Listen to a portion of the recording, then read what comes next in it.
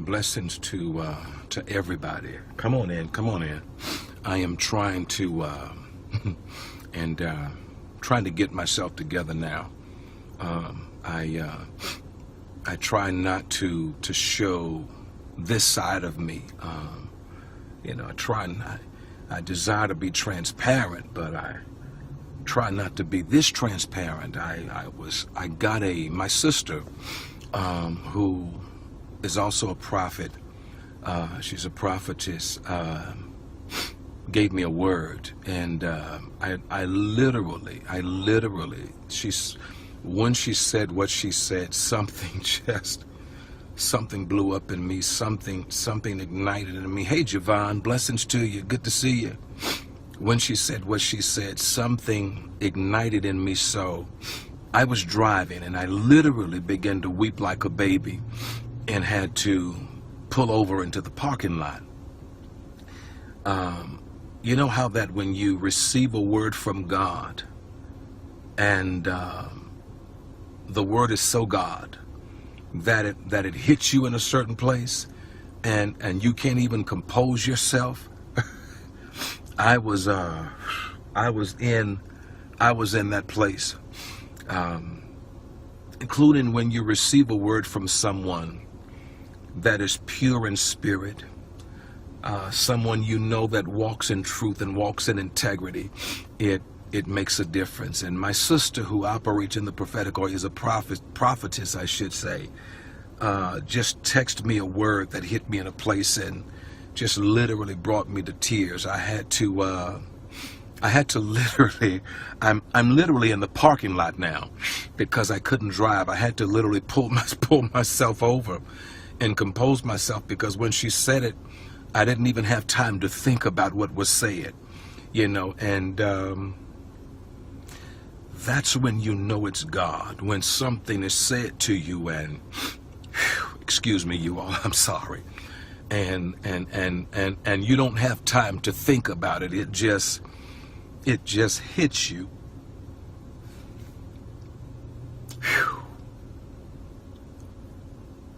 I actually came on here to say something, and I came here to say something, actually. I really did.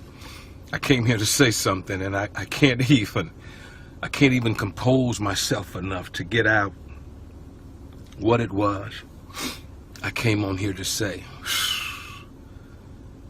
because it caught me so off guard. What an awesome God we serve. What an awesome God we serve. I don't know if you've ever received the word from God that ignited something in you, so that all you could do was weep, because you felt the reality of that word.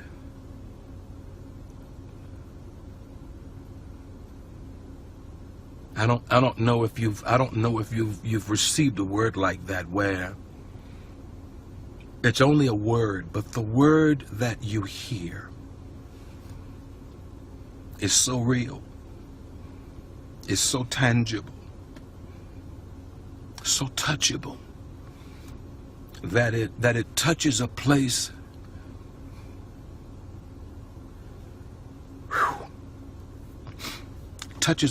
in your spirit that only God himself can touch. And my sister texted me, who is a prophetess. She says, I've heard from the Lord, and I'm not at liberty right now to share. I will very soon, but I'm not at liberty to share what it was that she heard from God concerning me, but it ignited something on the inside of me.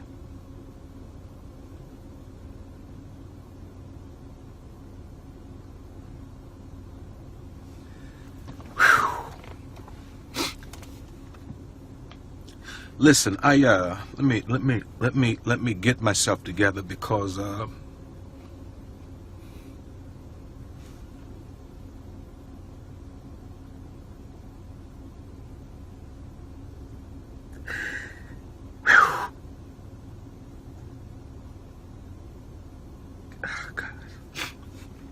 sorry. I'm sorry. I don't usually allow people to see me in this dimension of transparency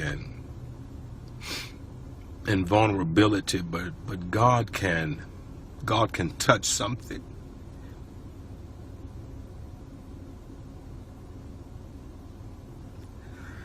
Whew. Okay, all right. Here we go. Let me get myself together because I do have a share.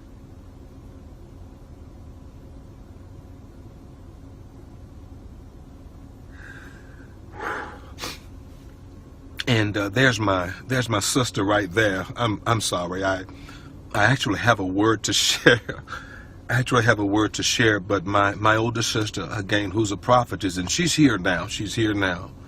Literally just messed me. She literally messed me up. And you know when you hear God. You know when you hear God. Because when she said what she said, even though it was words, it was so real. I'm trying to compose myself. I've got to text her to let her know that she can't give me a word like this. She got to kind of prepare me for this. Yeah, she's got to prepare me for this. She can't just prophesy to me like that. That ain't right, Leisha. Oh God, she just messed me up. Listen, I'm in the parking lot. I can't even move my car right now.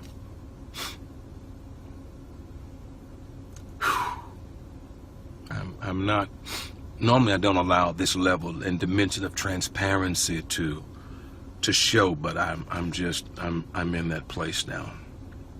I'm in that place. But she just spoke a word to me that only God himself could speak.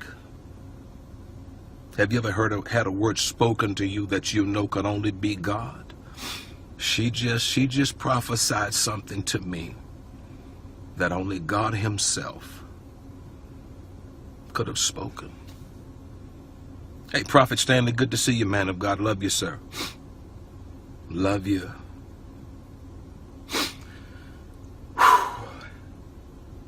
You know, it's one thing for people to prophesy to you. It's one thing for other people to prophesy to you.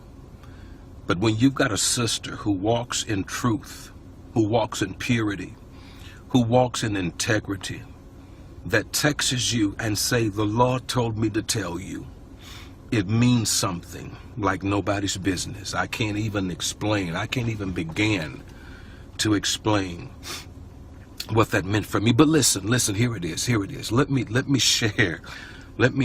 I think I'm composed enough. Let me share what it is that I came on here to share.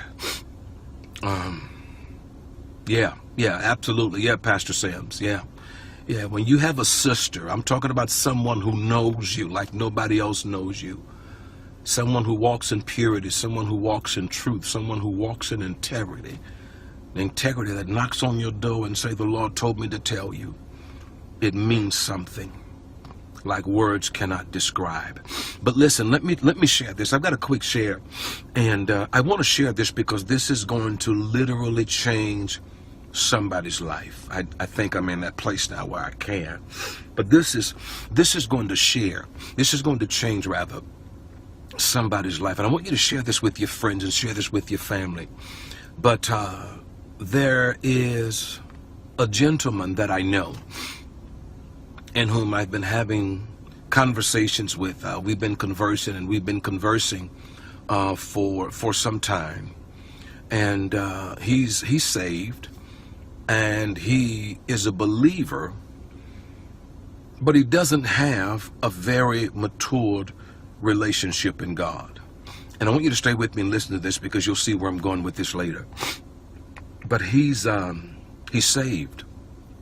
Minister Felix, good to see you, sir. Good to see you, Dr. Felix. He's saved, and he's a believer, but he doesn't really have a matured relationship in God. Well, he's in the process where he's about to start a business.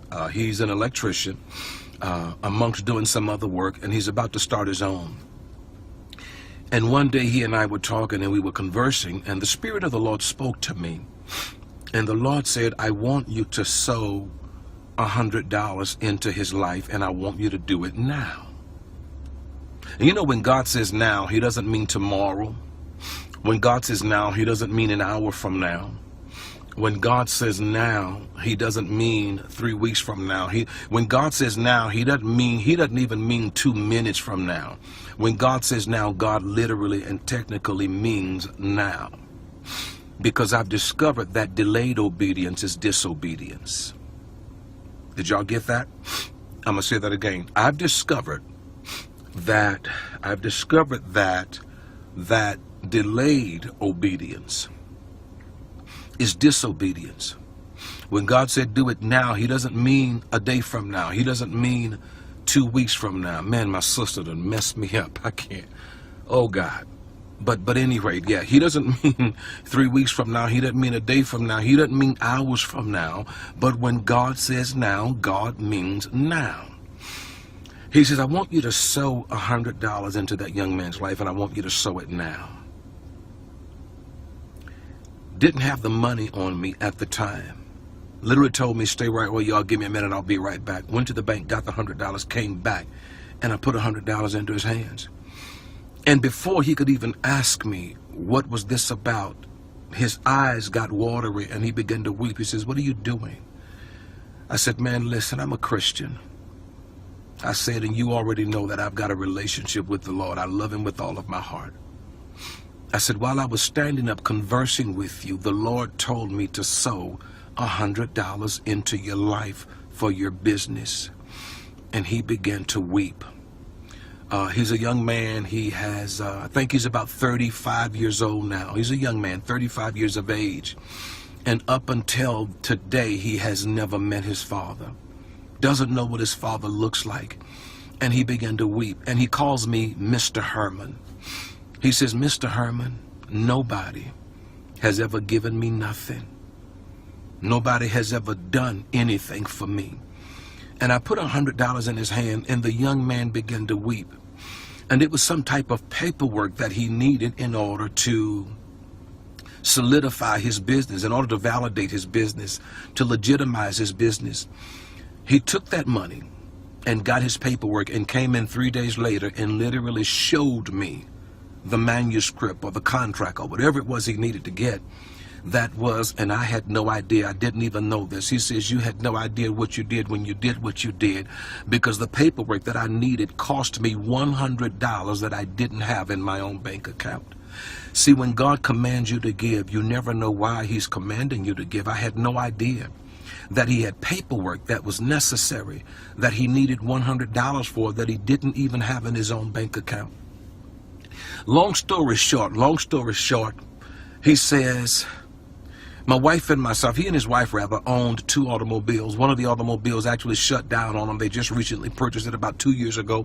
Didn't know what happened, but it just literally shut down. Are you with me? And brought the automobile to a mechanic, found out that the engine had literally quit on him. And it was going to cost him more than $4,000. Listen to this. You got to hear this. This is about to deliver somebody. If you get this and hear this and react, this is about to deliver somebody. The engine work that he needed on his car was going to cost him more than $4,000. I'm talking about a young man who didn't even have $100 in his bank account to get his paperwork to start his business. It was going to cost him more than $4,000. He says, Mr. Herman, I'm sitting in a restaurant one night. He says, and I told my wife, I'm about to do something that I've never done before. And his wife looks at him. She says, what are you about to do? He says, he calls me Mr. Herman. I've been talking to Mr. Herman about sowing and reaping. He says that man gave me $100 out of his own pocket to start a business. Watch this now. That was going to benefit not him, but going to benefit you and I and the rest of the family. He says, I'm about to do something that I've never done before. She says, what are you about to do? He says, I feel this strong sense, and I don't know, this is what he says, I don't know what it is, but it was the Holy Ghost. He says, I feel this strong sense to pay for somebody's meal. He says his wife looked at him and said, you gonna do what? She says, you've never done anything for anybody. He says, and she laughed at me. You're gonna pay for somebody's meal? He says, yeah. I feel the strong sense, I feel a strong urge to bless somebody with a meal. He said, my wife looked at me and she laughed. She says, well, that's got to be God, because you've never done nothing for nobody. So he sees these 3 Hispanic gentlemen over at the next table having dinner. He says, I called for the waiter of their table. He says, I want you to do me a favor. I want you to bring me the check of the 3 Hispanic gentlemen that are sitting across from me, but please do not let them know that I've paid for their meal. And the guy says, excuse me? He says, do you know them? He says, no. He says, no, I don't know them. And that's not important. He says, all I want you to do is bring me their check. I'm going to pay for their meal.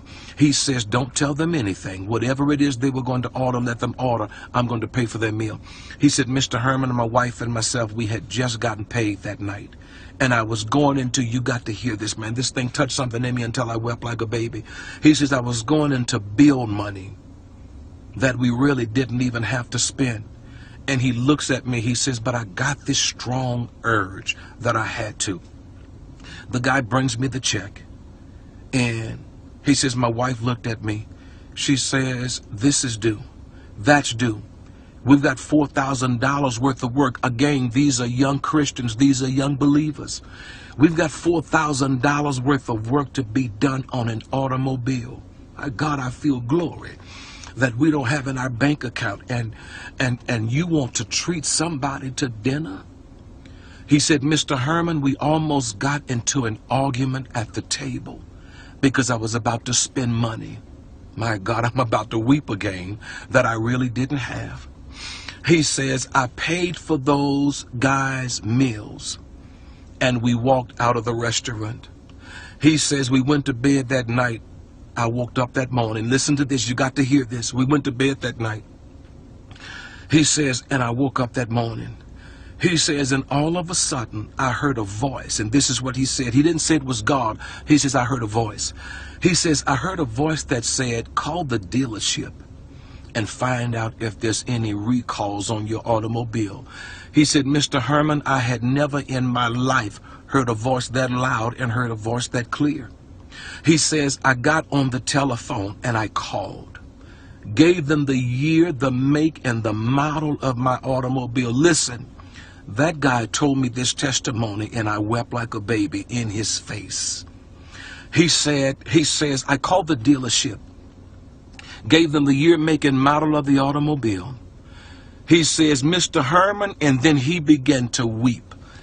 He said, the person at the dealership said, sir, there's a recall on your engine, and we're going to give you $4,000 worth of work free of charge. Not only that, but your car will not be ready until the 1st of April, and the dealership is going to give you a rental free of charge. Me and him stood in a spot, and we wept together like babies. And he looked at me. My God, I feel something right now. He looked at me and he said, Mr. Herman, thank you. He said, they're going to do $4,000 of work on my automobile free of charge. My God, I feel glory. He said, they're going to give me a rental up until the month of May, free of charge. Y'all got to excuse me because I already got on Periscope out of myself, out of character. He looked at me. He said, sir, Mr. Herman, I want to say thank you.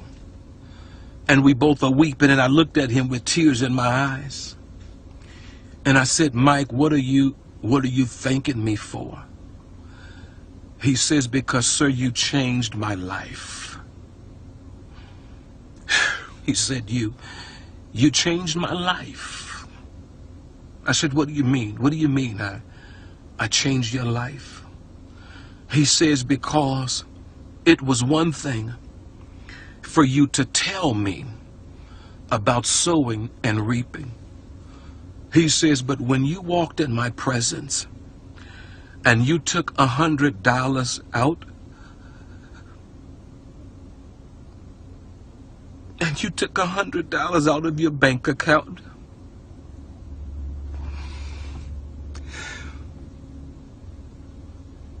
and you sowed it into my life, not for something that was going to benefit you. He says, but when you sowed $100 into my life for something that was going to benefit me and my family and not you, he said, sir, you touched something in me, and it changed me. It changed me. He says, I told my wife this. I sat down, he says, even with my kids, and I told them, I want to teach you all the importance of sowing and reaping.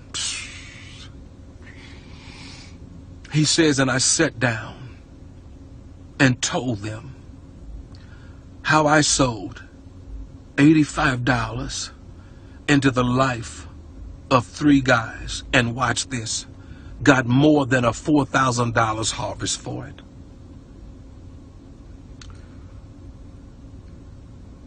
He sowed a seed.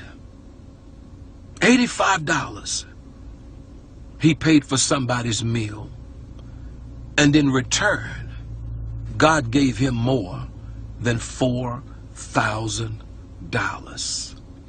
Listen to me. What an exchange. What an exchange. And as he told me that story, I said this to him. I said, let me tell you what happened. I said, Mike, this is what happened.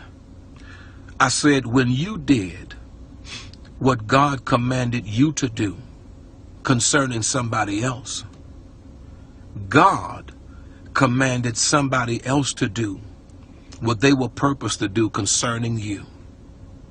It's a principle. It's a principle. I said, what happened was, when you released what was out of your hands that actually belonged to another man, God made another man release what was in their hands that belonged to you. Here's a question for you. Here's a question for you. Here's a question for you. Here's a question for you. Could it be that you are withholding from you because God has commanded you to bless somebody else, but you refuse to? And in his commanding you to bless somebody else, and you refuse to, there's somebody else that he's commanding to bless you, but they won't release it because you won't. Prophetess Mitchell, isn't that powerful? Isn't that powerful? And that's a principle that God taught me years ago. He said, son, when you do what I have commanded you to do concerning somebody else, I've got somebody else standing in line waiting to do for you what I've commanded them to do. But if you withhold what you have in your hands, they will withhold what they have in their hands that actually belongs to you. Could it be, just a question, just a question, just a question, just a question, could it be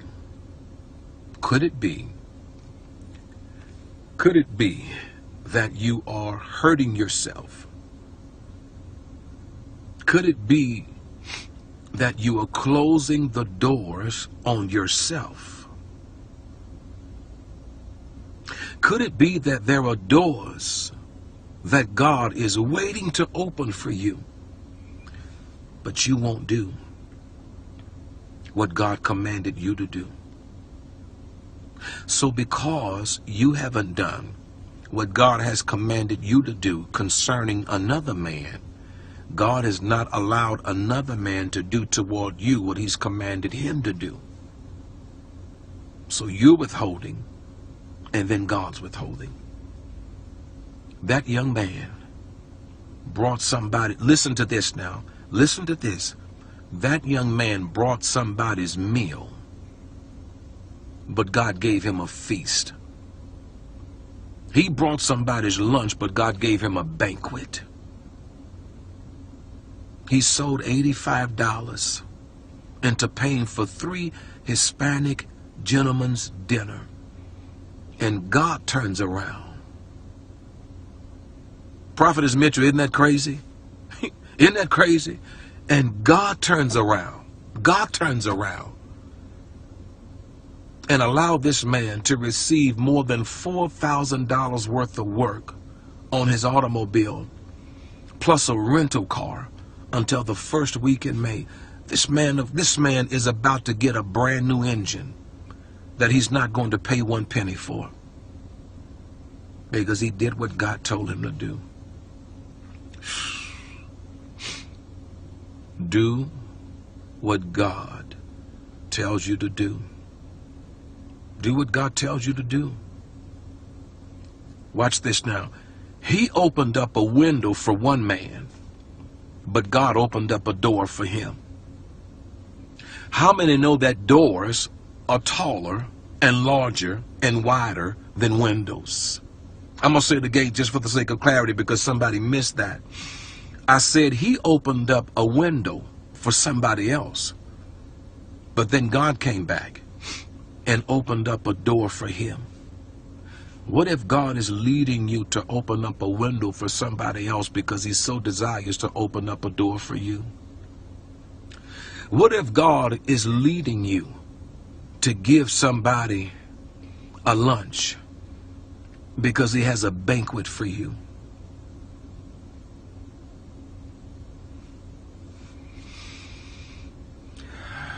Whatever God is commanding you to do, here is what I want you to understand. He's got something so much more significantly greater for you. You're not losing, you're gaining. That night, God taught his wife something, because she thought they were losing. She thought they were losing. You mean to tell me you're going to take money out of money that we don't have for bills and buy somebody's dinner? She thought she was losing, but God taught her, you're not losing, you're gaining. There's somebody who thought you were losing because you were giving. You're not losing. You're not losing. You're not losing. You're not losing. You're gaining. Well, prophet, I've been sowing and ain't nothing happened. Keep sowing. Keep sowing. You know how long I've sowed and never saw anything happen? Keep sowing. Be not deceived, for God is not mocked. Be not deceived, for God is not to be played with. He's not to be toyed with. Be not deceived, for God is not mocked. Whatsoever a man soweth, that same shall he reap. I'm talking to somebody that's been given and given and given and given and given. And I'm not just talking about giving your money, which is important, but I'm talking about giving your time, giving your service, giving love, giving generosity, and you've not seen a manifestation of the seeds in which you have sown. The Lord told me to tell you, just keep giving. Just keep giving. Because I'm telling you, when it happens, it's about to fall on you like a tsunami. It's about to fall on you. It's about to overtake you. I'm telling you, the goodness and the wonderfulness and the greatness of God is about to intoxicate you. Listen, you are about to get drunk in the goodness of God. Have you ever been drunk? You about to get drunk in the goodness of God. Hallelujah. Hallelujah. It's about to intoxicate you. It's about to overtake you. Goodness and mercy is about to overpower you. God's about to do it for you. Listen to me. Just keep doing what you're doing and watch God. Alicia, I need some information on you. Well, you know what? I'm going to call you. I'm going to call you because the Lord just told me I've got to sow a $100 seed into your life, and I'm going to do that. I got to release that because it ain't mine anymore. I'm telling you, that woman of God gave me a word that it's going to mess me up for the rest of the day. Listen. Yeah, the Lord just said to me, he says, I want you to sow $100 into her life. And see, when God tells you to do this, listen to me, it ain't yours no more. That's why y'all can't be blessed, because y'all holding stuff that belongs to other people. The Lord just spoke to me. He says, I want you to sow $100 into her life. And because I understand God, I know that $100 ain't mine anymore. Listen, it ain't mine. It ain't mine. Watch this. Even if I decided not to give it, in which I am, are y'all listening? In which I am. But even if I decided not to give it, I would be holding on to something that's no longer mine. And you know what that makes me? It makes me a thief, because it ain't mine. I'm holding something that belongs to somebody else. How many of you all are holding something that belonged to somebody else because God told you to give it? I know you didn't do it. Even though you decided not to do it, it's not yours. And it's not yours because he commanded you to release it. He commanded you to give it to somebody else. So you're holding somebody else's property in your possession. You know what that makes you? That makes you a thief. If I chose to withhold that $100, I would be holding somebody else's property in my possession. Oh, well, no, God, it's in my bank account. I don't care where it is. I don't care if it's in your bank account. I don't care if it's in your pocketbook. I don't care if it's in your wallet. I don't care if it's in your pocket. When God commands you to release it, it's no longer yours. It now belongs to somebody else. And if you withhold it, it makes you a thief, because now you are in possession of property that doesn't belong to you, y'all. Minister Felix says, I hope people catch that simple revelation. Some of you all are withholding somebody else's property. I know it's in your possession, but it ain't yours no more because God commanded you to release it. Listen, I'm out of here. Love you all. Love you. Marinate on that. It's going to change your life forever. Blessings to you all. Now, appreciate you. Bye-bye. Javon, I want you to get ready. God just dropped me in your spirit. There's a miracle on the way to your house. I don't know what this thing is, but I'm talking to Javon. You are so hard in my spirit right now, and I want you to get ready because God's about to send a miracle to your house. I'm out. Blessings.